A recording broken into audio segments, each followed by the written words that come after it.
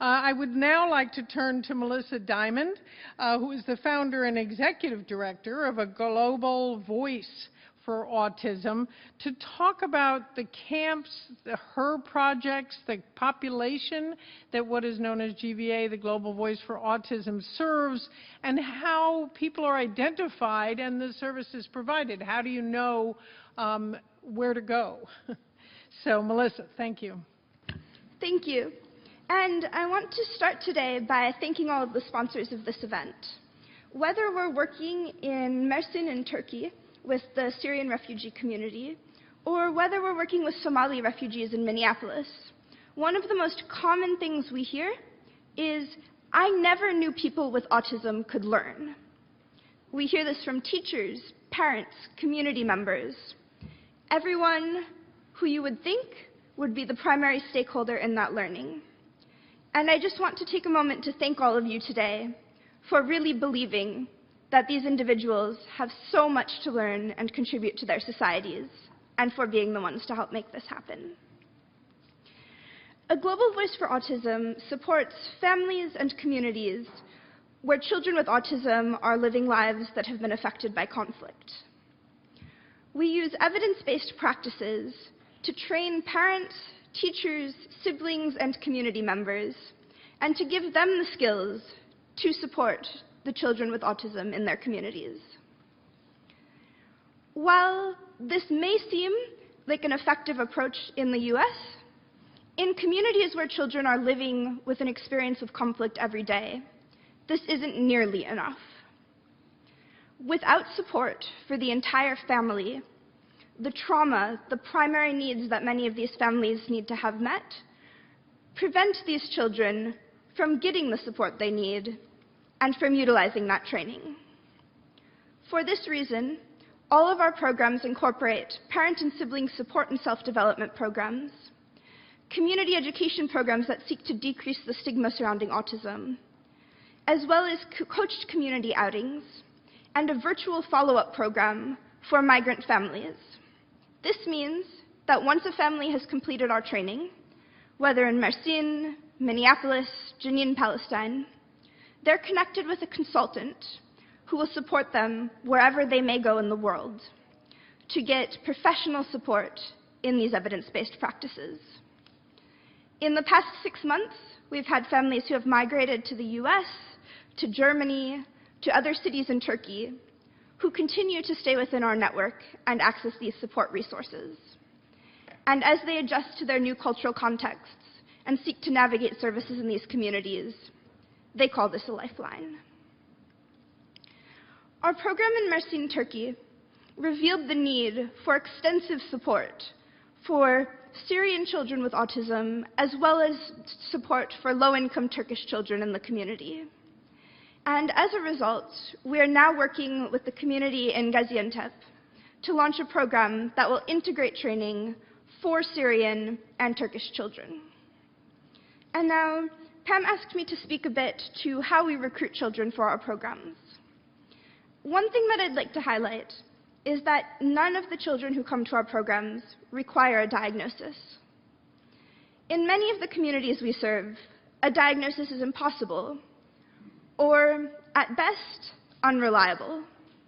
And so all we ask is that children exhibit some of the symptoms that we outline: challenges with communication, difficult behaviors, delays in social interaction, symptoms that often also occur in children affected by trauma. While our programs target children between the ages of 2 and 9 and primary school teachers, we also allow any family that feels that our program would be beneficial to them to join. And unfortunately, while we are able to serve families within these communities who benefit significantly from these programs, there are many families who are unable to access this support due to transportation issues, other family issues, not knowing whether their primary needs are being met, as well as trauma that interferes with parents' ability to learn and support their children. And I hope that today, as we come together to discuss autism and migration, we can think specifically on how we can come together as a global community to meet those other needs and foster communities where children with autism can learn, be accepted, and lead full lives. Thank you.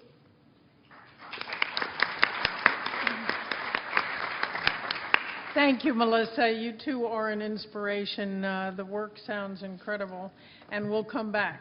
Now I would like to ask Melissa to talk to the most common challenges affecting autism and development disabilities that you find in your centers. What would be your estimate of percentage, the overall sense of how many individuals and families actually get the help that you'd like them to get and that they need? Thank you. It's a difficult question to answer, largely because, unfortunately, the majority of these families are not getting the help that they need. Let me tell you a little bit about the reasons.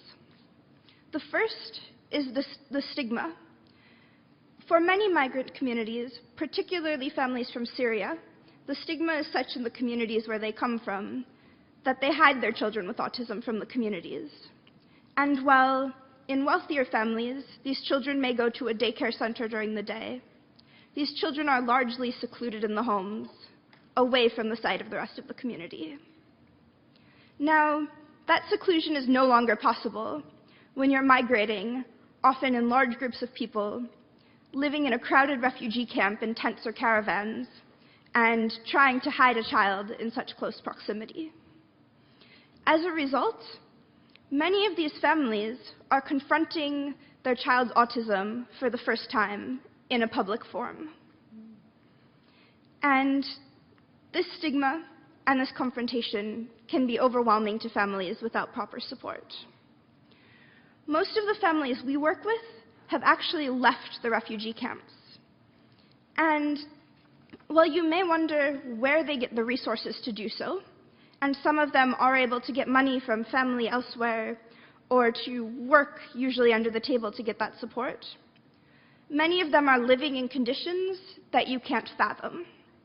17 people in a single bedroom, simply to have some sense of privacy from the rest of the community. Another challenge that prevents these children from getting the services they need, which I've touched on a little bit already, is trauma.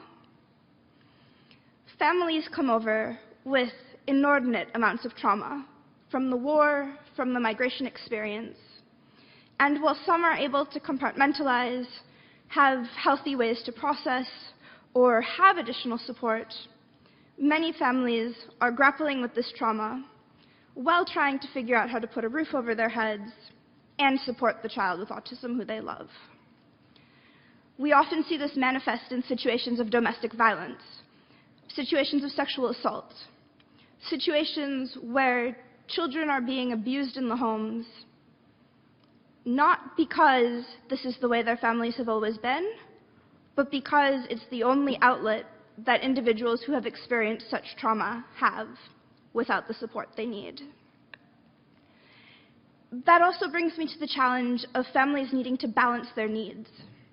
When they're trying to figure out, particularly outside of the camp, where their next meal is coming from, how they'll pay the rent, it can be difficult to commit to supporting a child with autism, whether that's through parent training, whether that's through finding a way to procure financial resources to send a child to a center, or even just taking that child out for community experiences.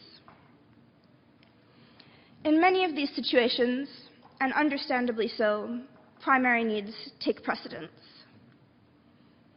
However, there's one thing that we are able to address, which is that many of these families feel a lack of agency in their experience. And this extends from everything from finding a roof to put over their heads to caring for their child with autism. We have one mother in our program in Mersin who told us, "This program is the first time since I arrived in Turkey that someone has treated me like a human rather than a refugee." This mother continued to work with her daughter over the course of 12 weeks. When we started with the daughter, she was 9 years old, just learning to point to ask for the things she wanted. By the end of the program, she was making vocal approximations that others in her community could understand and was able to communicate with the other families in the program and people around her. At the end of the program, this mother, we call her Lama, said, "Now I have realized that being an autism parent is a superpower. I used to be so ashamed of my daughter Rima's behavior, but now I understand how to embrace this power." And while many families still need to access these services, for those who are in a position where they can access it, it can't change their situation, but it really can make all the difference in giving them a sense of control and feeling like they can do something to improve the world. Thank you. I'm just blown away. These children are very lucky to have you. Thank you.